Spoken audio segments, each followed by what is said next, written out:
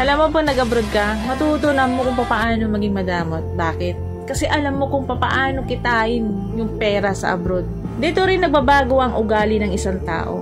Bakit? Dahil sa mga taong nakakasalamuhan nila na hindi nila kaugali. Dahil sa mga taong nakakasalamuhan nila na iba't iba ang pag-uugali. Karamihan sa mga tao sa Pilipinas at hindi naging OFW kailanman, hinuhusgahan nila yung mga tao na naging OFW na kesyo mayaman na kesyo nasa ibang bansa na kesyo nakahawak na ng pera, na kesyo gumaan ng buhay, lumaki ng bahay, mayabang na.